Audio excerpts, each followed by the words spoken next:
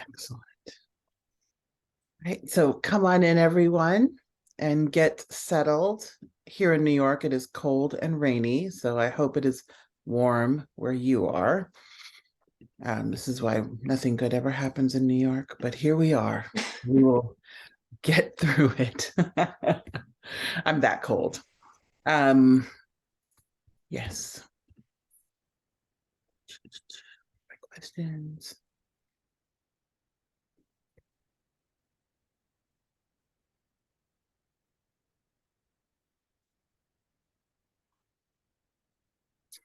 Awesome. So Ava, before I ask you questions, I always love to hear an author. I'm sorry, it's Ava, and I know that. Sorry, Ava. Um, I would love for you to read a bit of your novel. Are you up for that? Sure. Yeah, I would love to. Excellent. All right. Well, the floor is yours. And thank you so Okay. much for joining us at the Audacious Book Club. I am so thrilled to be part of the Audacious Book Club, Roxanne. You're someone I have looked up to and been inspired by for all these years. And I can't believe that I get to talk to you today. This is very special for me. So I really, really appreciate the opportunity. Oh, of course. I'm going to read the prologue, which is pretty short. A woman alone on the mountain at dusk. An invisible boot pressed against my throat, making my breath labored and helpless. And yet I couldn't go back and face my parents or my stifled future.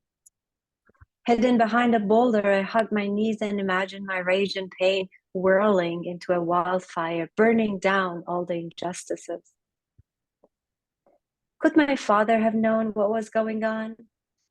I wanted to tell him to share this burden with him. My shoulders were already heavy beneath the daily cruelties of living as a woman in Lanatawa, the damned place. This fatigue was incurable. The sun had sundered down, disappeared behind Lake Zrebar. A dozen shades of red burst open along the horizon. Below, the narrow, winding asphalt road was the hem around the hill's green skirt, embroidered with clusters of red and yellow wildflowers. The Schleer flowers stood elegant and tall, flourishing across the rough Kurdistan plateau, defying borders. I yearned to be a Schleer, but it was a garden of anguish, of loathing, of torment. My occupied homeland was a birthplace of death. I stood up, my breath now coming in pants. I wasn't hiding anymore. Bessa, Bess, I shouted, it's enough, enough. I started down the hill in a tumbling run and found myself unable to stop. Despite the chill of the evening, I started sweating. The wind whipped my headscarf and I gained speed. I flapped as if I had wings. As I ran, a wail escaped my chest. I was headed toward the main road, toward the world of men. The streets belonged to them, judgmental men, hypocritical men. Their honor depended on women, men. Cars hurtled around the curve, full of drunk drivers who honked as they spotted me sprinting down the hillside. They were going too fast for this road, too fast for their sluggish reflexes, and too fast for their old vehicles. A white late model car careened down the winding road, kicking up dust. The wind roared in my ears. The white car and whoever was driving seemed to seek me out as a fellow traveler. I stumbled on a stone, crushing the shiny red poppies in the grass. And as I lurched, my untold stories tumbled inside me like pages ripped from a book and tossed, crumpled into a waste paper bin. An overpowering urge to script my story, to expel it from beginning to end, seized me. Suddenly, I could see the heads of all those cars crushed beneath tanks. Descending the slope at a breakneck pace, my shouts crescendoing, I was unable to stop myself, this crazed woman. A final lunge, and I was airborne.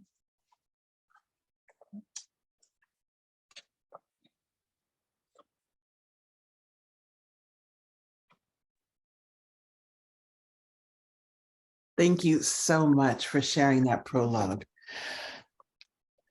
One of the things that has struck me as I've read your book is the power that fiction can have to open our eyes and our minds to cultures that we may not be familiar with. And that was certainly one of the reasons I originally picked up your novel. And so I would love to know what inspired you to write Daughters of Smoke and Fire. You're so right, Roxanne. Reading is so unique in the sense that it connects us across centuries and continents. And I wanted to write this story because there's a reason people don't know about Kurds. It's not an, there are forces actively working to make sure we remain unknown. And the price that people nowadays pay for remaining unknown is really heavy. I mean, one of the reasons we all learned about what ISIS did when they emerged, but the reason of all the groups they attacked, they were able to commit genocide against a very specific religious minority, Yazidi minority, which is an ancient religion, pre-Abrahamic, that they could kidnap their women and kill all their men. While it was happening, it could have been broadcasted, it could have been stopped, but it wasn't. People didn't know who Yazidis were. And so the price this group paid for it was really huge. And so being born Kurdish, I always had to deal with this question: what does it mean that we have been targeted for genocide and cultural genocide? So physical erasure and cultural erasure repeatedly. And what does that mean to me? On one hand, it felt like just me being alive, just breathing, just saying, I am here, I'm a woman, I'm a Kurdish woman, was a victory in and of itself.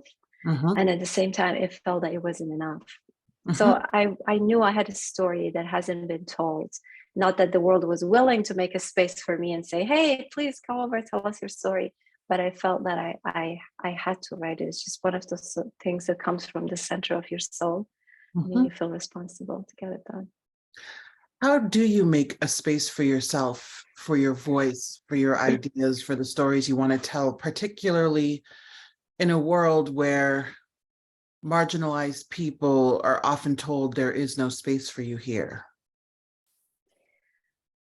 Um, that was another thing that I actually grappled with for a long time when I was ready to give up writing, because I started writing from a young age. I was a kid, and that was my way of orienting myself through the world, to make sense of the chaos unfolding around me. And so writing has been a part of me. But after I immigrated to Canada, I realized that, okay, now I live in this country where my stories aren't censored and no one holds a gun to my head for what I write. But that doesn't mean I get heard. And then I understood the hierarchy of whose voice gets heard. And so there was at least a year when I stopped writing. But then I realized there are people who refuse to give up writing. And I realized that even if the world doesn't make space for me, at least I grow through this writing. So I owe it to myself to continue doing this. Now that's a big decision and a challenging one, because obviously I needed to, work 70, 80 hours a week to pay the bills and survive as a newcomer in this country. And yet, carve a time for me to write. It's, to this day, it's a challenge. But I feel like if I don't write, I have kind of betrayed myself. I have only gone through the motion of living, whereas for me, it's this inner life that's the most important thing, and my way of accessing it is through writing. Writing is certainly the same for me. It always has been. It's been salvation, and it has allowed me to feel the most like myself. And it's interesting to hear that you feel that way about writing, when for Layla, filmmaking and telling stories in that way was her passion and the way she wanted to make her mark on the world. And so I'm curious, how much of yourself do you put into your characters, if any parts? The plot is not really based on my life. Mhm. There are little details here and there in the story that are inspired by my own experiences. For example, the experience of being a 6-year-old or 7-year-old and being told that now, because you're a girl, you have to hide your hair and cover your body and all of that. So I did obviously built on what I had gone through in my own life. But I also I also know how privileged I am as a Kurdish woman. I know it might sound ridiculous to an American audience, but I got into a good university. I got out of Iran on a student visa. And I thought, how many people have had this privilege? And so I wanted to write the story for other Kurdish women and say, it's still possible despite all the obstacles that you're facing. And maybe I was able to overcome some of them. It's still possible to find a meaningful life in this world and, carve a little corner for yourself and find your own little joys in it. And so it was obviously, my writing is about me, is about what I discover, but it's always been because of that huge responsibility of I belong to people who are known. It tends to be also about so much that's bigger than me. Also, my activism and journalism always exposed me to so many other lives. And because I am such a strong empath, it always felt like my own life in so many ways. You are the first Kurdish woman to publish a novel in English, which is certainly an accomplishment, but I imagine it must also come with pressure and perhaps even frustration, because your novel was published, I believe, in 2021 or early 2022. And it took quite a long time. So I would love for you to talk a bit about the significance of what you've accomplished, but also some of the challenges that might come along with that. So, Roxanne, that only tells me how many other Kurdish women, much more talented than me, whose voices have been muffled, just because of their gender combined with their ethnicity. So it doesn't feel like an accomplishment as much as it feels like how lucky I was to get the voice out there, and how much I owe these other women whose voices were silenced. It certainly does with a lot of responsibility as well. But I know that I can only do so much as one individual, and I'm trying my best. And I know I am not going to exactly get and set out to do everything that I set out to do. And I just accept that with humility. What could I do? I'm trying my best. And truly, I think our best is all we can do. And so we always just hope that our best will be enough. English is your third language after Kurdish and Persian. So what is the process for you of writing in English? Do you think first in Kurdish and then translate it for yourself, or do you write directly into English? I would love to know your approach. It has changed over the years. Kurdish is a language that it was the first language I spoke. It was the language of home, of affection, of connection to community. But from first grade, I started getting distance from the language because I never learned to read and write in that language. So I learned Persian, I learned literacy and Persian language pretty much at the same time. And that was a lot of pressure for me to just understand this language and connect with it. And it just created with me and a lot of, millions of other Kurdish kids, this cognitive dissonance between generations where you can't connect with your grandparents who didn't go to school and didn't learn Persian, and now they're reading and writing in another language, and you can't read and write in the language that tells you about your history, your culture, and all of that. So there's some kind of crack inside your psyche when you can't read and write in your mother tongue. It creates a shell of a human in you. So I embraced Persian. It was the language of education, of prosperity, and I loved Persian literature. Is also really rich. Gave me access to read Rumi and Hafiz in original language. And then when I went to Canada when I was 24, 25, I started teaching myself my mother tongue and learning my own history, which felt like claiming everything that I had been denied. So the reason I decided to write in English was because my Kurdish wasn't good enough to write, to create literary work in it. My Farsi was good enough, but that was the language of my direct oppressor. And here was English, the language of colonizers, people who were initially responsible for all the pain. But if I wanted to, I needed to connect to people who had some openness and some curiosity about untold cultures and untold stories.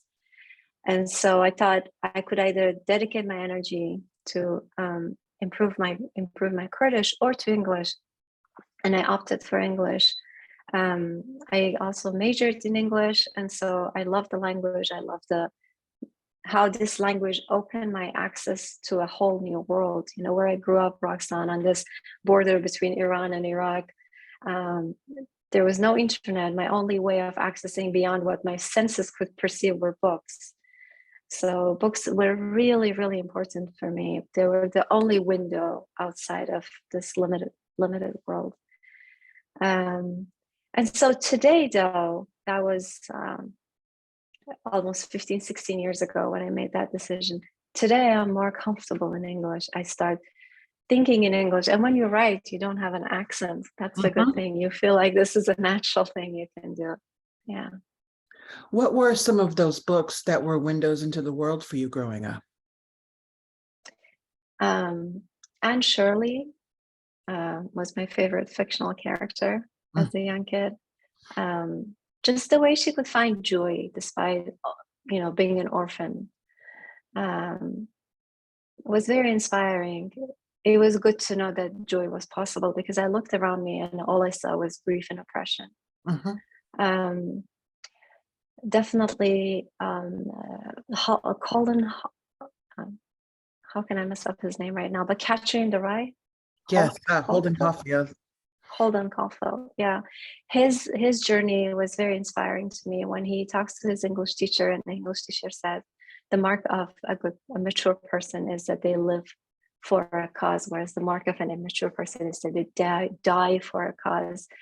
Resonated deeply with me, because I come from this background where the right to live is not given, you have to fight for it.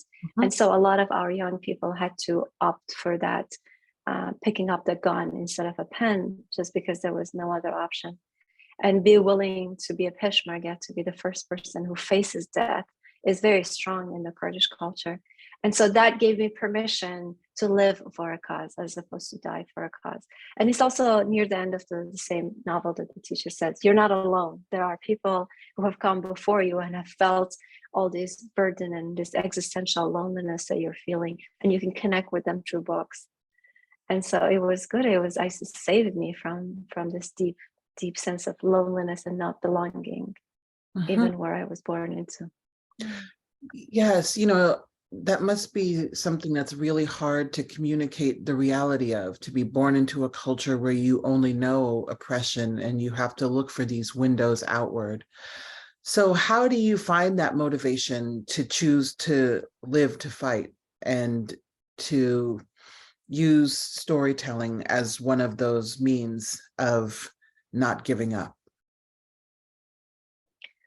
Well, it's if I feel like I don't have a choice.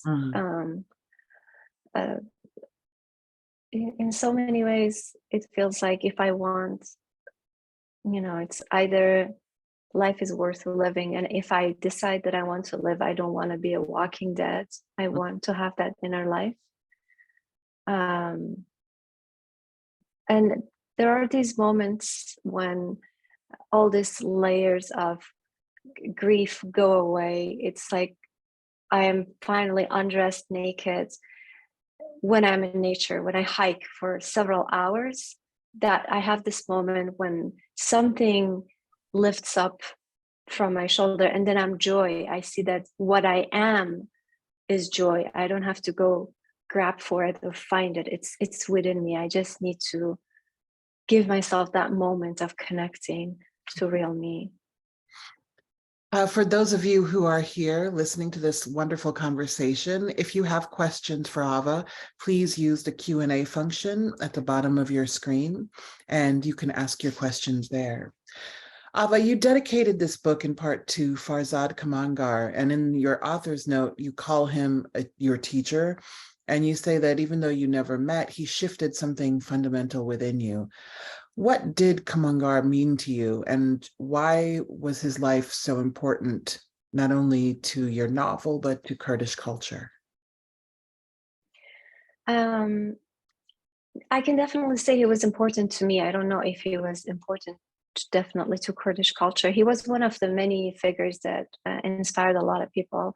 But the reason uh, he he basically saved me from this moment. You know, your previous question is very much um, weaves into this other question of so of course I have read about Nelson Mandela and Gandhi and Martin Luther King and all these larger than life people who were able to hang on to their sense of hope and humanity despite every force that worked against them. And it was good to know these people existed, but I was never able to identify with them. Farzad was almost my age, a few years older than me. He was Kurdish. He was put in a jail, this notorious prison in Iran, in Evin, and he was tortured repeatedly because of his ethnicity, because he had a Kurdish accent, because he was teaching his mother tongue to these kids. And yet, when he wrote letters from prison, his writing was different from other people because he was still full of hope and life and joy. So I thought, how is this possible? Because it's so easy to give into disappointment, to feel disillusioned, to have a lot of self-pity, which is something Toni Morrison also talks about, right? That we can't afford it. We speak, we write, we make language. That's how civilization heals. So with Farzad, when I saw someone coming, well, he was still a man, but he was the closest thing to my culture that I could see. He was able to still love and not hate, you know, despite everything. And I thought, well, if he can do it, maybe I can too. Mhm. And I came across him at that moment when I had decided that, okay, I'm an immigrant. I need to survive. I need to, you know, serve, wait tables, and I can't write. I can't read anymore. Maybe I should put my dreams of writing aside. And then he wrote in prison with broken bones, and I thought, if he can find it in himself to write, then I should definitely do the same. You also dedicate this book to Kurdish women. And I'm curious, what do you most want Kurdish readers who will read your novel to take from this story and how you've told it? So the Kurdish women live on this extremely huge spectrum. Like, for example, look at um, when ISIS emerged. Uh-huh. Who was the first woman that they took as slaves? Kurdish women. But who defeated ISIS? Who fought ISIS? Kurdish women. How can we both be the slaves and the saviors?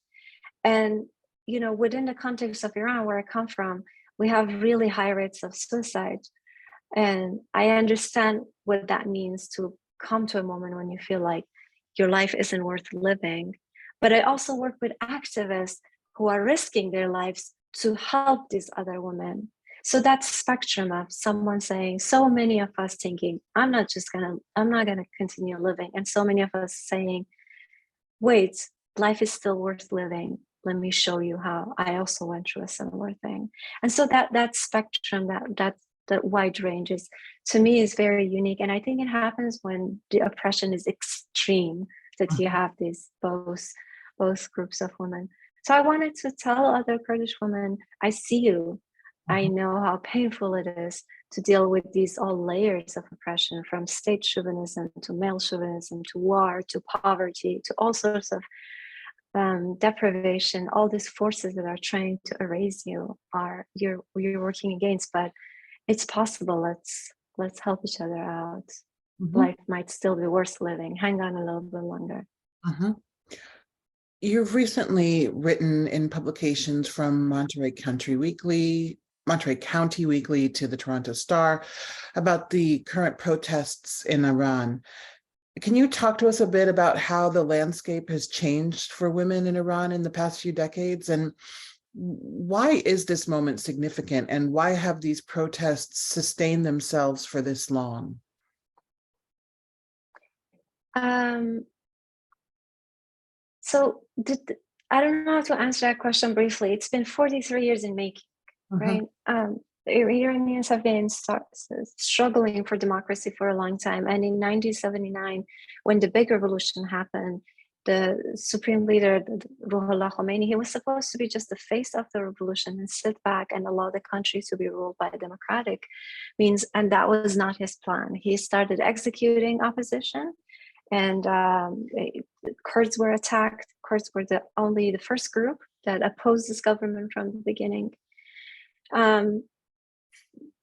Fast forward 43 years from that time when a revolution was hijacked. So much has changed internally, despite the propaganda of the government to present women as threats and ethnic minorities as threat. And that's such an important strategy, because when a group are presented as threats, no one is willing to open up to them, right? Because they're afraid of them. And the idea always was women's freedom is going to destroy your society, and Kurdish freedom would be a threat to your territorial integrity. And there were at least 2 generations who failed to stand up to it. Even if they didn't agree with it, they failed to stand up to it. And now we have Gen Z who are really shifting the dialogue. We see these young men chanting in support of young women. We see different ethnic groups chanting in support of each other, because Iran is a very diverse country in reality, but it only has a homogenous representation, Uh-huh. right? So there has been huge suppression. So it is a very important moment in history when finally people of diverse backgrounds said that we do not want to accept this oppressive government anymore. That was a good start, and that has started shifting things. But then, how do you deal with a government that doesn't hesitate to kill Mhm. and has such a massive military power? How can you peacefully get rid of a government like that? So that has been a question that we've been working with for the past 3 months. That seems like a question for which there is no easy answer. And I Mhm. don't know that bringing about sustainable change in Iran, it has an easy answer.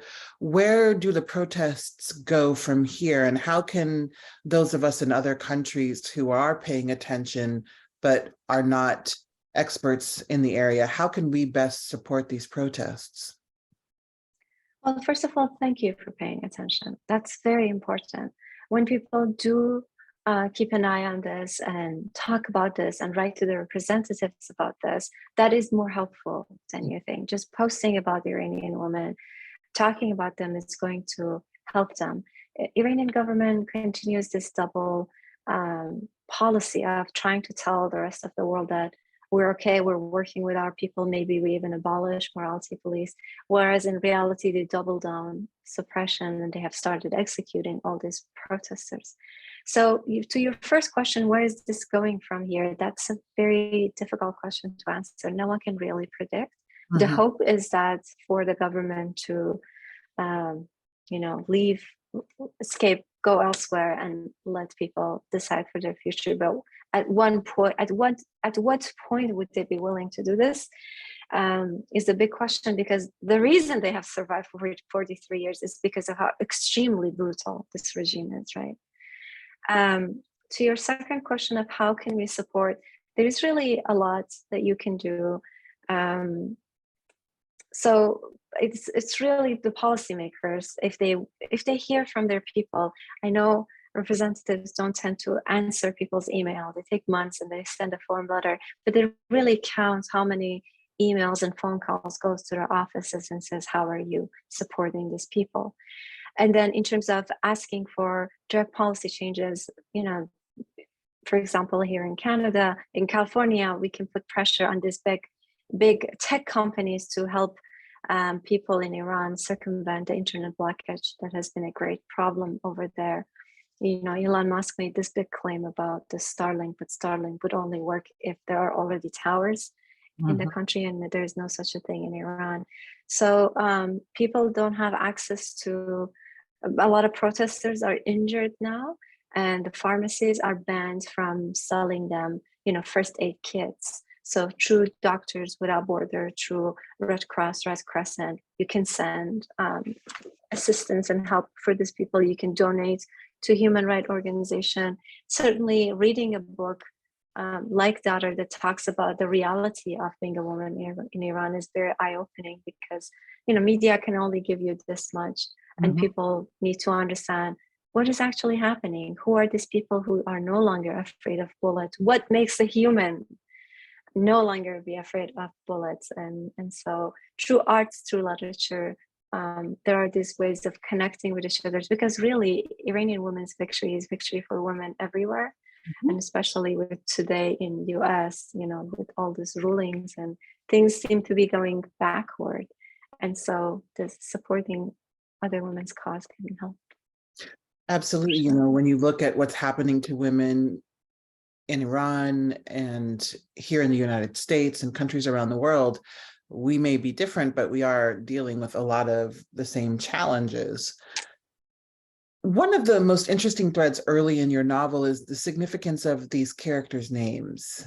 Can you tell us a bit about why you chose the names that you did, particularly given the challenges of naming for Kurdish people, where you have to really have two names, your true name and the name that you carry with you when you go out into the world?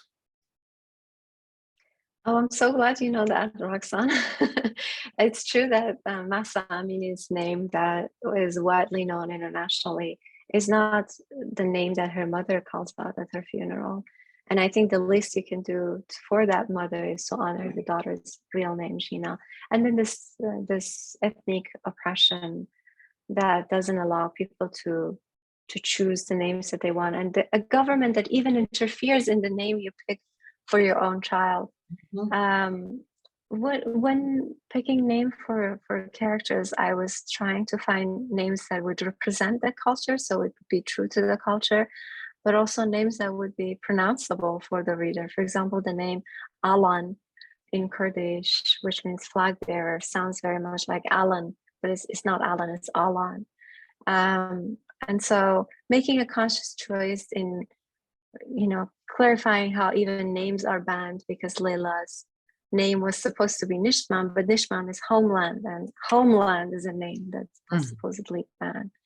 So, and on the other hand, as a fiction writer, the name of your character is so important.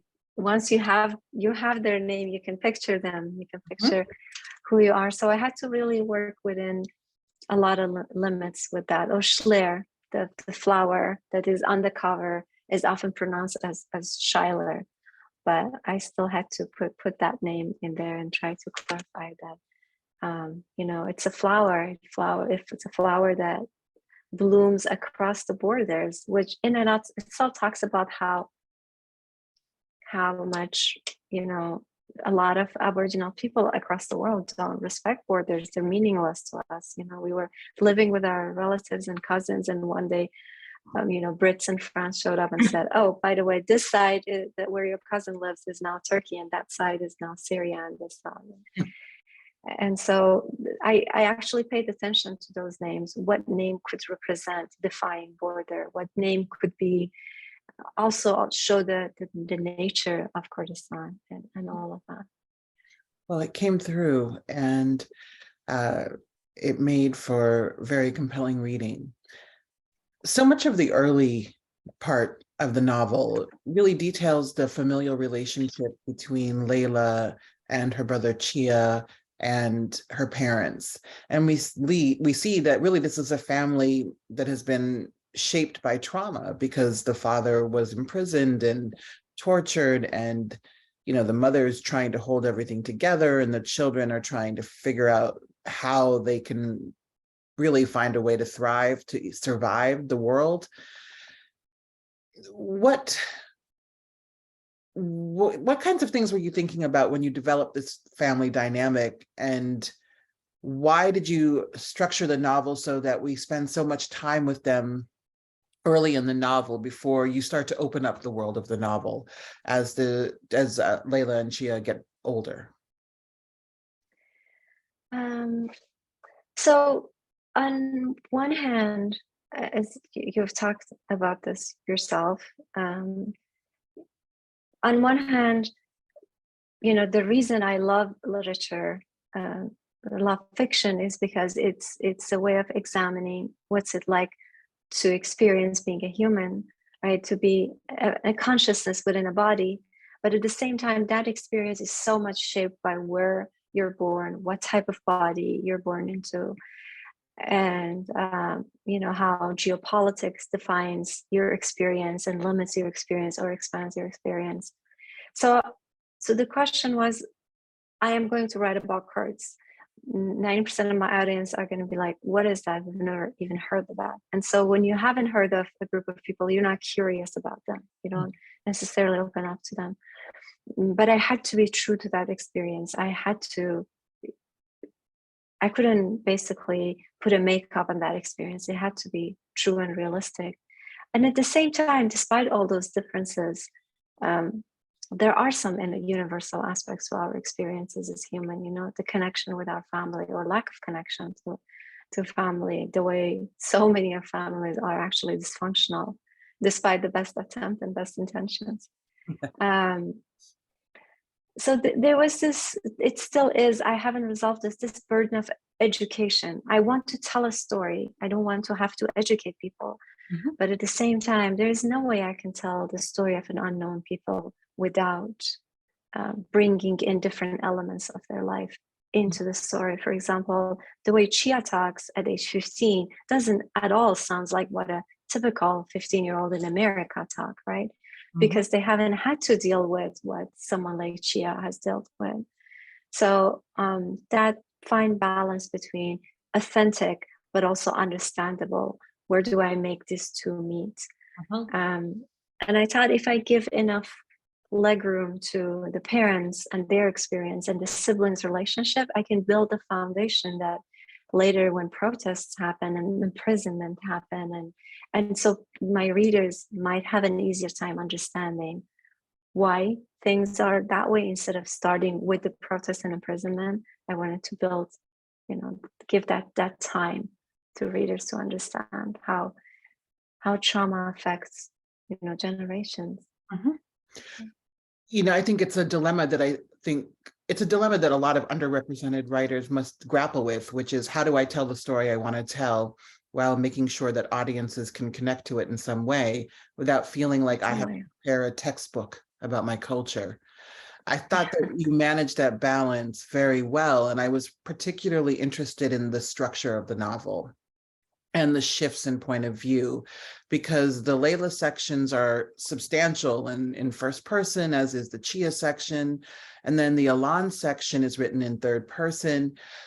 Why did you decide to structure the novel in the way you did with those shifts in person and perspective? I was interested in examining the type of trauma that you inherit that you don't firsthand experience. So I wrote Alan's exposure to that massacre, first person and then third person, and then changed it to first person. But what I wanted to, because so many times when people even know a little bit about Kurds, all they know is the genocide, right? And I wanted a little bit of distance from that, just a little bit, just to see how things affect a generation like Layla and Chia, who didn't face what it's like when tanks run over people's head, but also have it in their body just because they were born with it. So I thought writing it in third person would give me that distance from firsthand physically experiencing genocide versus hearing about it.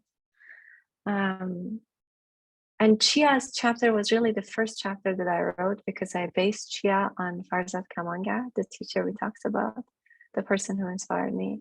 So I first wrote that chapter and I realized, wait a minute, despite everything, he's still a man. Let me try and examine Kurdish women's stories. So it's partly about how the story shaped itself and partly about my priorities to you know how when you talk to people in Rwanda, they say, we're more than our genocide. Let's look at other things. Let's Mhm. discuss other things. I think I kind of have a little bit of urge in that sense as well, because despite everything that Kurds have gone through, we have had a lot of gifts for the world. Mhm. For example, we have the most upbeat music in the entire region. And so much of Iranian music is indebted to Kurdish music. Just the color that women wear, the food that we represent and bring to the world, the philanthropists, the filmmakers. The reason I wanted Layla to be a filmmaker is because we have a lot of successful Kurdish filmmakers. They're not very well, they're not been given a space and a platform, but still they're the ones who have won a lot of indie film awards and stuff. Mhm. Yeah, so striving for that balance. Mhm. And it is a tough balance when you know that there's more to your country's story or your people's story than just the most traumatic elements of it, but yet Yes. you can't tell a story without acknowledging that reality. We see a lot of how these things play out where people contain multitudes and cultures contain multitudes, particularly in your characterization of the women characters, such as Layla, Hana, Schuyler, and Joanna, who have this common history, but they're very individual. How did you think about these women in relation to one another? And what kinds of things did you want readers to take from these women and how they live their lives? So a lot of my activism happened to fall on suicide prevention. Not that I wanted to, but I felt like I had to because no one else was doing it. And Hmm. as I got closer to creating this grassroots activism and creating workshops on suicide prevention, developing lesson plans or translating them mostly from Canada, where the Aboriginal kids also deal with a lot of suicide. And as I got closer and closer to the lives of these high schoolers and the teachers who were working with them, um, Roxana, I was so shocked by what a big role their mothers played in pushing these girls to the edge. And my initial response was a lot of rage, a lot of anger. What are you doing to another woman, to your own daughter? Um, and then I had this moment when I thought about, oh my God, if a person is oppressed and pushed and traumatized to the degree that they can be cruel to their children, maybe instead of being angry at them, I can have a little bit of compassion for them, especially in a country where mental health is not taught, mental illness is not diagnosed frequently. Um, and so people are very much alone with their struggles with mental illness. Um, and then I wanted Hannah to be struggling with narcissism, but I also wanted Layla to have someone in her life that's a little bit nurturing. So which is how I came up with Joanna. And I also put Joanna in contrast with the father's character because they were both in prison, they were both tortured, but um, Joanna didn't come out of it very bitter, whereas he did. So I wanted to show that woman's ability um, to go through all those horrific things, but come out of it stronger. Not well. She's broken, she suffers, she's traumatized, but at the same time, at least she doesn't project it upon other people. Mhm. Um, and then with Schler and Layla, I was trying to look at the different tools that they pick up to fight the fight they had to fight. One has to pick up the weapon, the other one picked up a camera, and Shia himself picked up a pen in that fight. Throughout the novel, you reference some foreign books and illegal Western films. I chuckled when I saw Scent of a Woman referenced, that inspire some of Layla and Chia's revolutionary fervor. But I also noted and appreciated the references to Kurdish writing in film, like Simin Chaichi's poetry, the film Turtles Can Fly by Bahman Gobadi, The Blind Owl, and others. What made you choose these very specific pieces of writing and film to reference in the novel? I really appreciate that you paid attention to it. One of the critics once wrote that this looks like an encyclopedia of Kurdish culture. And I was really happy for that. I wanted that balance. I wanted to say that we have had a lot of people with a lot of talent, whose talents were just mutilated. Um, I guess that, again, going back to that, we're more than our pain. We're more than our suffering. I guess one of the reason people uh, turn a blind eye to what happens to the Kurds, because I think in so many ways the story of the Kurds, the statelessness and everything that has come with it, could really put humanity into shame. I mean, what kind of world do we create? What kind of insane world do we have, that we have something like genocide in human society? I mean, Mm, who are we really? And at the same time, to show um, the certain, at least a group of artists' ability to bloom despite all of that horrible experiences. So it was important to me to write about all these women poets and novelists and filmmakers. I wanted the Western reference so I could connect with my English reading audience. mm, And I wanted to honor and pay tribute to all these people who came before me and created powerful work. mhm. What other Kurdish writers should we all be reading? Um, we're working on an anthology of Kurdish women's literature, um, looking for a home for it. Hopefully, we will have a book in the next 2 years. Um, a book was published in UK, which translated some of Kurdish women's poem specifically to English. Um, it is called. There are two book published in Canada called Kurdish Women's Stories, and one published in the UK called Kurdish Women Poetry. Mm, Um, those are good references for the time being, mhm. and hopefully there will be more and more. Yes. We have some questions from our audience, so I thought I would ask them. And if you are still, if you are not, if still, if you are listening and do still have a question, please feel free to ask it. So Mickey asks, well, first she says, I didn't know I was thirsty for a book written by a Kurdish author until I read this book, my first. Like many immigrant stories about their birthplaces, this book read like a memoir. Was it painful to write this novel knowing these violent acts did occur to someone? Or was it cathartic because you were able to give voice to people who historically have been brutally silenced? Or was it maybe a combination of those things? Thank you for that. Yeah, it was definitely a combination. It's still, um, what I try to do is to turn pain into um, poetry, into stories, and turn rejection into fuel.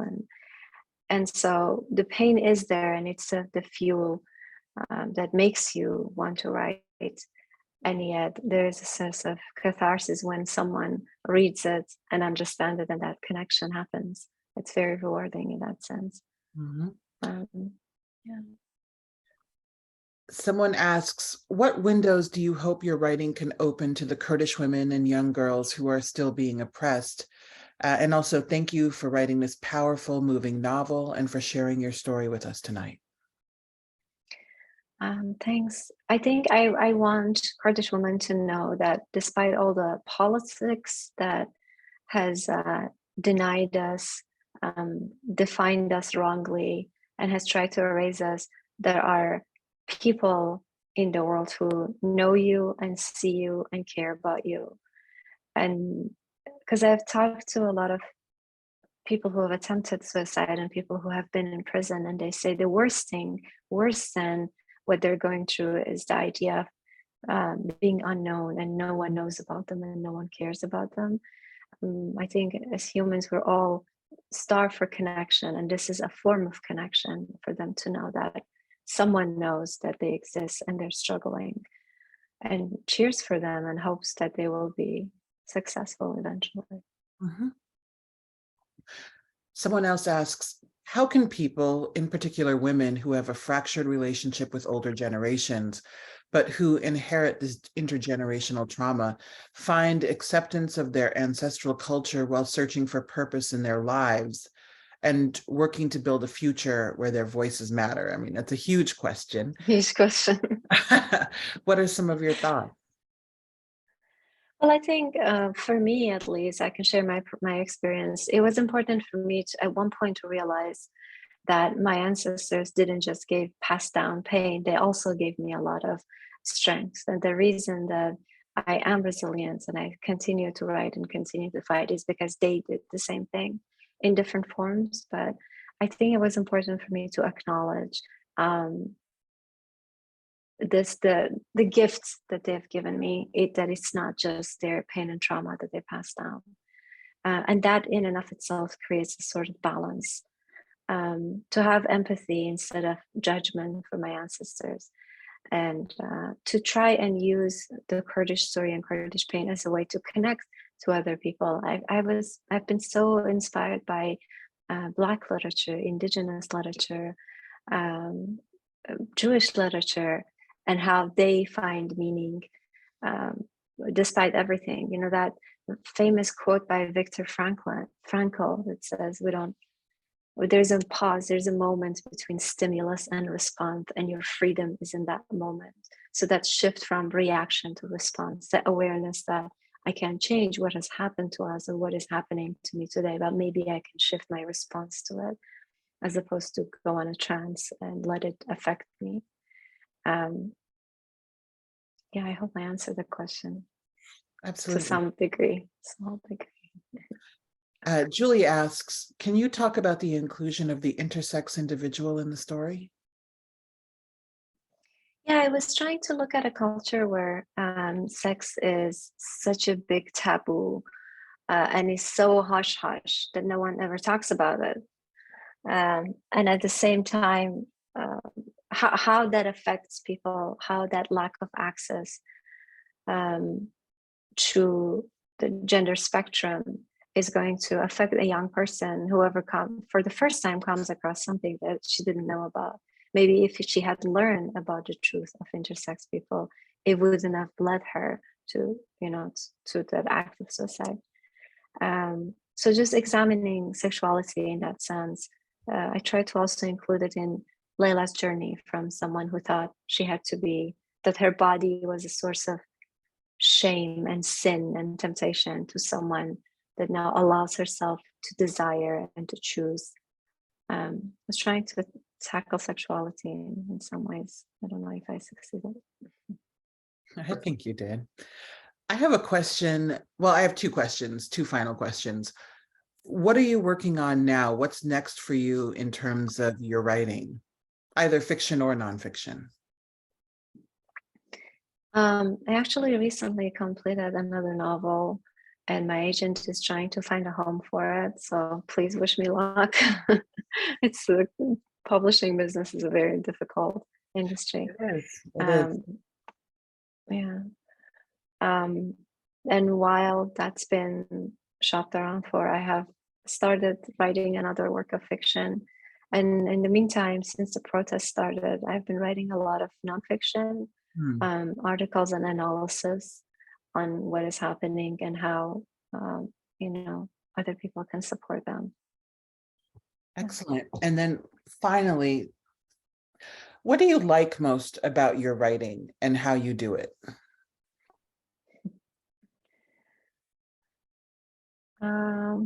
So the process of writing is really rewarding. I feel like it expands my world. It makes me go places and think about things that I wouldn't have thought about otherwise.